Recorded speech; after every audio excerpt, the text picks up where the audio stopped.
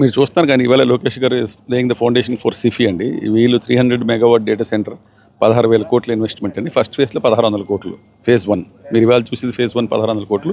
But eventually they are doing 16,000 crores అండి. Adani data సెంటర్కి already CM గారు ఇంతకుముందే ఫౌండేషన్ చేశారు. ఎన్విరాన్మెంటల్ క్లియరెన్స్ వల్ల లేట్ అయింది. ఇప్పుడు అది కూడా స్టార్ట్ అయిపోతుంది.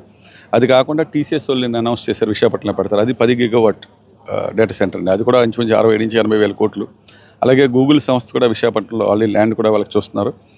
వాళ్ళు కూడా 1 గిగావాట్, అది కూడా $10 billion అంటున్నారు. 10 బిలియన్ అంటే 85,000 కోట్ల రూపాయలు పెట్టుబడితో విశాఖపట్నంలో they are setting the biggest data centres. ఇప్పటికీ కన్ఫర్మ్డ్గా 4 డేటా సెంటర్స్ వచ్చినాయండి విశాఖపట్నానికి అనౌన్స్మెంట్స్. ఈవేళ గ్రౌండ్ బ్రేకింగ్, అదానికి ఆల్రెడీ గ్రౌండ్ బ్రేకింగ్ అయిపోయింది. ఇవాళ సిఫీకి కూడా గ్రౌండ్ బ్రేకింగ్ అవుతుంది. రేపు గూగుల్కి టీసీఎస్కి అవ్వాల్సింది ఉందండి. ఇది కాకుండా మీరు అడిగింది ఏంటంటే డేటా సెంటర్, గూగుల్ అనే సంస్థ కూడా విశాఖపట్నానికి అండర్ సీ కేబుల్ తీసుకొస్తున్నారు. అలాగే మెటా అనే సంస్థ, మెటా అంటే ఇన్స్టాగ్రామ్, ఫేస్బుక్, వాట్సాప్ చేసే సంస్థ, హైయెస్ట్ డేటా ఉంది. వాళ్ళు కూడా డేటా ఇండియాలో పెట్టమని ప్రైమ్ మినిస్టర్ గారు చెప్పారు కాబట్టి they are setting up data centre. ఒక అండర్ సీ కేబుల్ వేస్తున్నారు, 50,000 కిలోమీటర్ కేబుల్. వాళ్ళు ఇంకో $10 billion ఖర్చు పెట్టి కేబుల్ వేస్తున్నారు.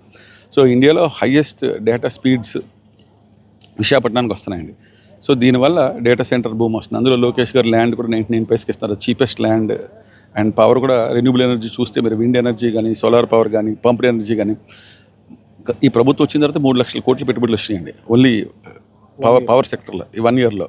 అంతకుముందు కూడా రెన్యూబుల్ ఎనర్జీలు ఇండియాలో నెంబర్ 1 మనమే, అంటే గ్రీన్ పవర్లో.